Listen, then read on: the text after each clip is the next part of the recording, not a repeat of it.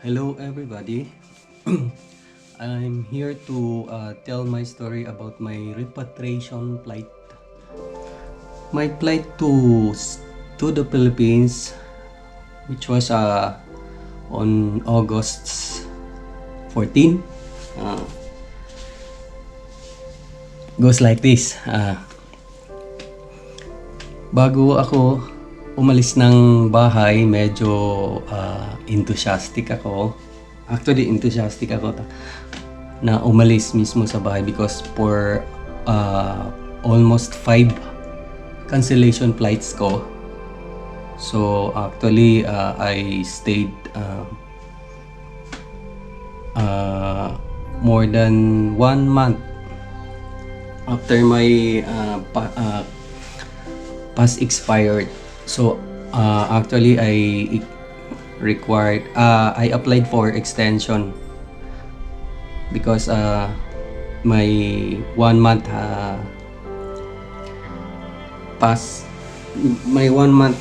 visit pass already expired, so my extension pass will be expired on August 17. Luckily, I was able to get a flight to the Philippines on August 14. So nung paalis ako ng bahay, na medyo ang saya-saya ko na, so kasi nga makakauwi na.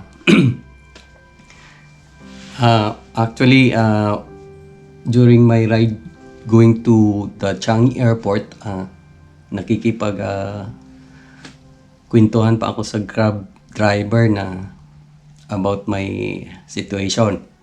Indonesia. Going home to the Philippines. Why? Sorry. This kapal very confusing. Bye for now, Singapore. So how long have you been working here? 7 years.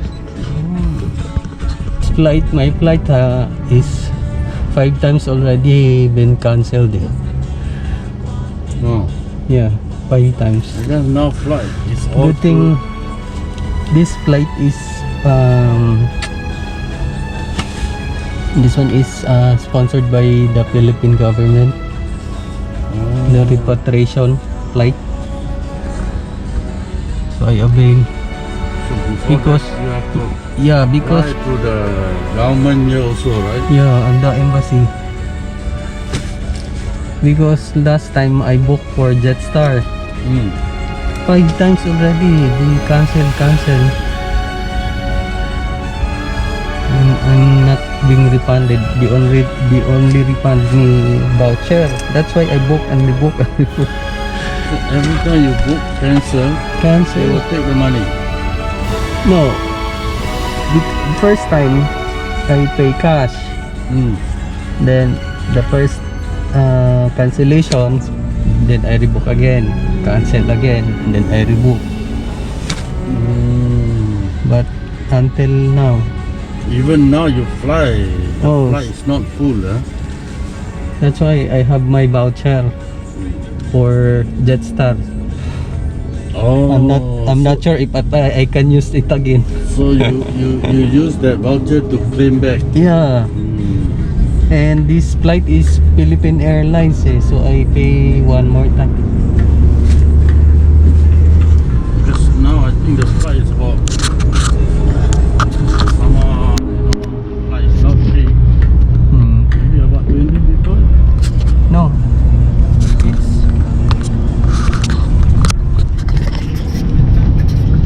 no. I think this flight is full because this one is the Philippine government. It's all pre-arranged. Arranged by Philippine government. It's all pre-arranged lah. Yeah. I love so many. Ang saya-saya ko nga. Pagdating ko sa Changi Airport, din hinanap ko agad yung aking hinanap ko agad sa flight information yung aking flight para for check-in. Doon nakita ko, pagtingin ko dun sa board, ang nakalagay is PR 5508, which in my IT nakalagay is PR 508. So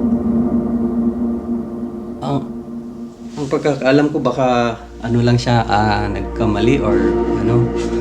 Pero yung flight destination kasi is Singapore to Manila, nakalagay dun sa board. So hinanap ko yung counter kung anong counter. So pumila ako doon. Pagdating ko ng pila, actually nung dumating ako ng Changi Airport, it's around 12:30, to be exact 12:30 siya. So medyo sa tingin ko kasi medyo maaga pa kasi ang flight ko is 4:20. So nung pagpunta ko dun sa sa counter for check-in, nagulat ako, ang dami ng tao, ang dami nakapila. So pumila nga ako. Then doon ko lang nalaman na ang flight ko going to Manila is diverted to Cebu. Gulat na gulat ako. So nalaman ko lang siya gawa nung may yung pumila sa akin, nasa likod ko na babae, tanong sa akin ko, yun ba raw yung flight going to Cebu. Ang sabi ko naman, ito yung flight na papuntang Maynila. Pero ang sabi nung babae, yan kuya, yan na yung flight na Manila to Singapore to Manila na nag-divert sa Cebu. So doon nung pagkasabi niya, nagulat ako, ganun ba? Kasi nga raw may yung agent nila ay nag-email sa kanila or nagbigay sa kanila ng message na the flight has been diverted to Cebu, which wala naman akong, yung agent ko walang naibigay sa akin or na message na ganun nga nangyari. So since nasa queuing na kami, medyo mahaba na, kasi nagtaka nga ako kung bakit may mga applications pa na kailangan i-fill up o filled in,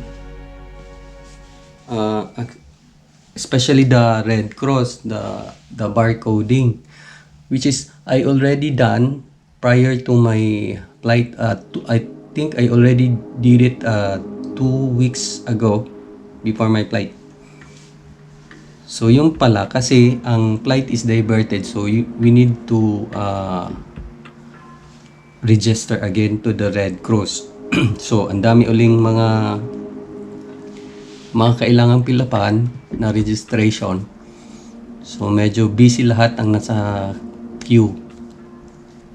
So hindi kami basta-basta pag-check-in hanggat hindi namin natapos yung registration namin online at saka yung mga paper applications na kailangan i-submit. So lahat is busy, kaya halos hindi na nga ako nakapagtanong kasi nga mahirap din magtanong dun sa queue kasi sa sitwasyon natin ngayon, kaya talagang iniiwasan kong magtanong or makipag-usap kahit sino. So I tried to contact my agent, but mga 5 times ata, pero hindi sumasagot, basta hindi ko talaga sila makontak. So what I did is I just proceed on my application sa queuing. Dumiretso na ako sa queuing at saka sa pag-fill up ng mga informations. Then ang mahirap pa, since halos lahat ng nasa queue or nandun sa queue na yung queuing na yun is for check-in baggage, for check-in pa lang ng baggage ha. So halos busy na. Busy yung mga taong nakapila. So, ang nagka-problema lang is yung registration namin sa Red Cross kasi once you register in the Red Cross, online siya, you need to at least wait for the Red Cross to send you the barcode. So, if ever na mabigyan ka na ng barcode or ma-email na nila sa iyo ang barcode, that's the time you're going to check in your baggage. So, since lahat ata ay nag-apply or nag-register, so naturally nagkakaroon ng traffic. So, nadidelay yung pagsisend sa amin ng mga barcodes. It takes us actually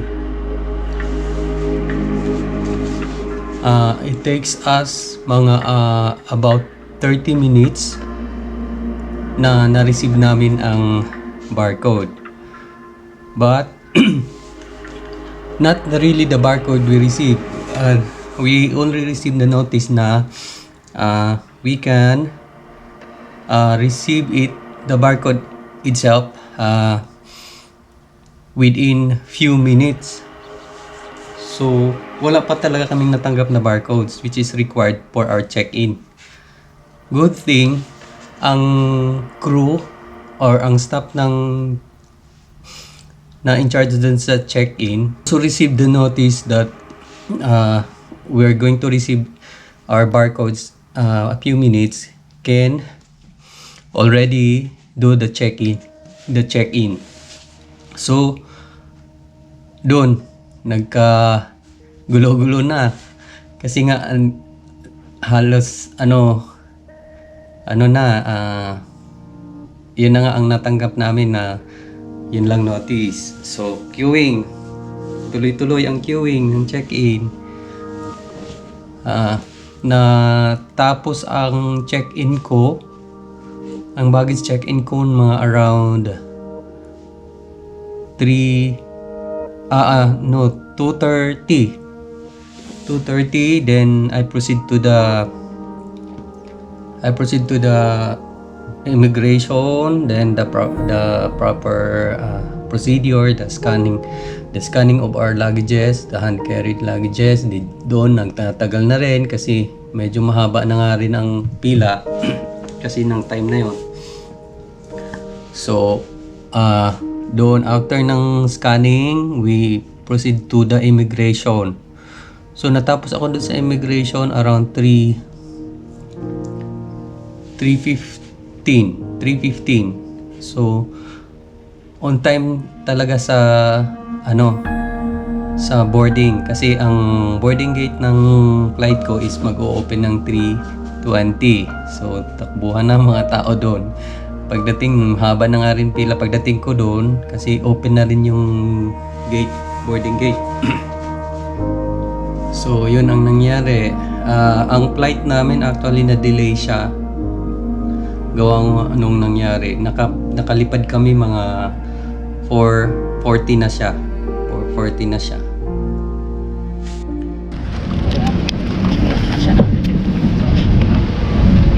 On board na ako. Waiting for takeoff.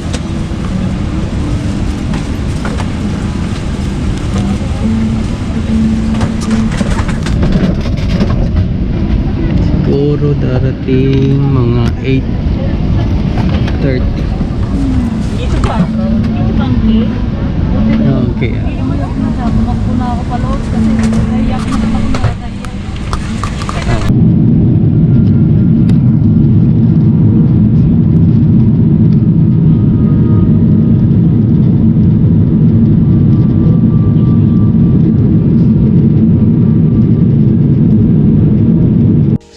nakalapad kami ng 4:40. By the way, mahirap pala ang repatriation flight. So whoever take the repatriation flight, especially now, this time, kasi ang repatriation flight pala walang distancing. So all the seats are fully occupied. So parang normal flight lang siya. So much better if you have to have full gear. So you need to have all the necessary precautions yourself. Bring alcohols, face shields, and at least you have your precautions by yourself. Much better if you have to have full gear because dikit-dikit nga. So kailangan mo talagang ingat talaga. So yun, okay naman, naka-take off kami ng mga 4:40 siya. Then on my flight na katabi ko is ang seaman. Isang seaman na siya na which is from Visayas also, but his family resided already in Manila. I learned from him as a simple talk because I just want to know what will happen to me because I don't have any knowledge because hindi ko nga na-contact yung aking agent, so wala akong alam kung anong mangyayari sa akin, kung ako ba dapat ang kukuha ng accommodation ko and also the flight going back to Manila kung ako uli ang magpo-purchase. So wala akong alam, although nai-excite ako kasi Cebu, which is good kasi nga I'm from Cebu. So I have my parents there in Cebu. So kahit anong mangyari, meron akong matatawagan or mapupuntahan kung sakali man. So ganun nangyayari. Yun lang information ko na natanggap kasi nga hindi ko na-contact yung agent ko. So at around 6:20, the airline served our pagkain, our dinner na konting rice, at 2 slices of beef and I think 3 pieces of broccoli. Yun lang. In the water, so at least may panlaman tiyan na rin. So yun, nakarating kami ng Cebu. Nagland ang airline namin around 8:30 8:30. So pag land namin, inopen ko kaagad yung phone ko. Yun, nakita ko ng message ang agent ko, nag-message siya sa akin. Ang sabi niya, asa na raw ako. So asa na raw ako, I'll try to reply him, but wala akong wifi at saka hindi kasi naka-roaming yung aking SIM, which is from Singapore pa. So good thing na pag nakatanong ako dun sa staff dito sa airport na anong password ng wifi. So their wifi also required a local number, which I don't have because Singapore nga yung SIM ko. So he told me na pwedeng mag-create na lang daw ako kahit anong number na dito sa Pinas. So create ako. Good thing I was able to log in. So nagkaroon ako ng wifi connection. So right away, tinawagan ko yung agent ko. And in fairness naman dun sa agent ko, and dun actually agent ko is the PhilAir Travels. Talagang humingi siya ng paumanhin sa akin. So rin sorry kasi nga hindi daw na lahat kasi sa dami daw ng pasahero na nag-avail na yon, hindi daw lahat nabigyan nila ng information or nabigyan ng message. So isa na ako doon. So talagang humingi siya ng paumanhin. So ganun pala ang nangyayari. Dinivert yung flight namin from Manila going to Cebu because ang Manila airport or in Manila itself ay fully booked na ang quarantine facility. So overwhelmed na sila. So hindi na kami maka-accommodate. So the PAL decided us today to divert our flight going to Cebu na kasi meron ang Cebu is not yet fully saturated ang quarantine facility nila. So marami pang available doon. So kaya doon kami dinala. So ang mangyayari, we'll have to have our swab test and we'll wait for our swab test that will be released up to us. Makukuha namin within 2 days. Within 2 days yung result. So i-house down kami ng facility na provided by the government, by the OWA. So yun, para akong nabunutan ng tinik kasi sa tingin ko kasi nung una, para akong bahala na si Batman kung anong mangyayari. Kasi nga, yung katabi ko sabi, meron na raw siyang flight going back to Manila and meron na siyang assigned na hotel which is arranged by his agent kasi nga ano siya, seaman. So ang pagkakaalam ko baka ako ang kukuha nga ng hotel accommodation at saka yung flight going back to Manila. Kaya yun ang nangyayari. So we proceed now to the queuing for the immigration queuing.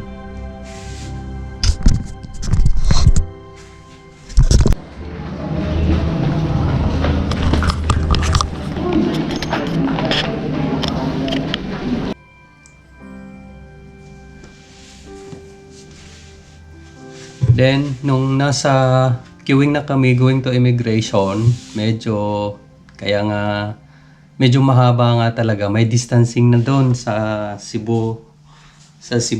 Although sa airline wala naman. Pagdating sa airport naman is meron ng distancing. So naturally talagang mabagal yung yung proseso. Good thing yung mga staff or ground staff naman doon sa airport, in fairness naman doon sa mga staff doon sa Cebu, they assist us. So talagang inassist nila kami, lahat ng mga OFW when where to go.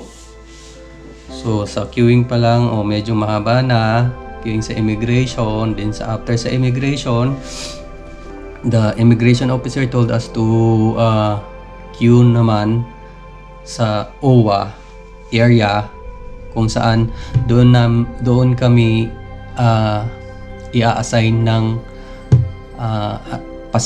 quarantine facility and for our swabbing. So sa swabbing pala, talaga naman palang mahirap siya, masakit talaga. Actually yung ilong ko dumugo kasi parang abot na sa utak mo yung although maliit lang siya na parang cotton buds, pero sakit kasi ang haba, ang lalim ng pagkatusok So dumugo yung ilong ko.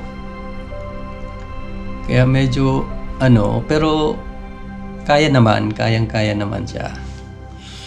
So pagkatapos ng swab test, diretso kami dun sa luggage claim. Actually yung luggage namin naka-prepare na siya. Wala na yung conveyor, hindi na sa conveyor nakalagay. Naka-prepare na siya one side, then pipick up na lang namin. Then after picking it up, going to proceed to our to wait for our shuttle bus which will bring us to our assigned quarantine facility. So na-assign ako dun dito sa Saboy Hotel, which is marami din kami.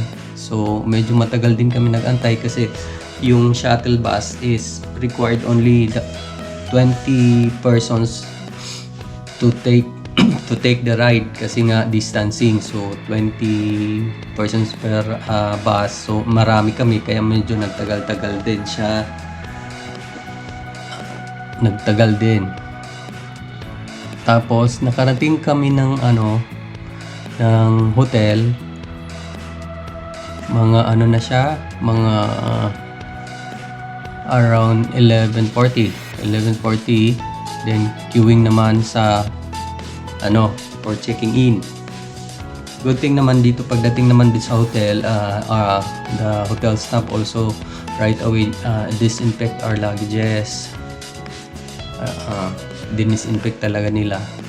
So after checking in, natapos ako ng check-in mga 12 o'clock na rin. So we bring up our luggages to our room. So nakapasok ako ng room mga 12 plus. Good thing also the hotel also provide us the food kasi gutom na nga kami gawa nung yung last meal namin is 6 o'clock pa. Tapos dagdag pa ng pagod, puyat at saka kaba. Ako kaba kasi nga hindi ko nga alam yung nangyayari. So gutom na. Ang problema naman, pagdating ko naman, pagbukas ko ng aking pagkain, ang naibigay sa akin na pagkain is panis na. So right away, I called the front desk. Good thing also the hotel also take action right away. So they changed my food. So nakakain ako, natapos ako ng kain mga 12:40. So just nag-ayos ng mga gamit. Then natapos ako ng so nakapag-rest ako mga past 1 na siya. 1 o'clock na. So talagang siya. Medyo mahaba-haba siyang proseso. Nakaraos din naman. So I will stay in my hotel for 2 days waiting for my result. Hopefully mag-negative siya. So once na-receive ko na yung result, that's the time we're going to fly back to Manila. Ang scheduled flight ko pala sa Manila is on August 16. Ang time is 8 o'clock in the evening and we will land in Manila at around 9:20. So hopefully I get my negative swab test result sana para makauwi na diretso pabalik ng Manila. So ganun lang sa ngayon. Siguro ang susunod na information or story ko naman yung mga ang mga susunod na kaganapan sa aking biyahe. So going back to Manila. So that's it for now. So thank you very much for your time. Sana those who are planning to go home or makakuha kayo ng at least a little information about my experience. So Joseph Bulacso, ganito na dapat ang sana matutunan mo o malaman mo kung anong mangyayari kung uuwi ka, kung sakaling uuwi ka, ganun na. That's it for now. See you sa next story ko naman. Bye.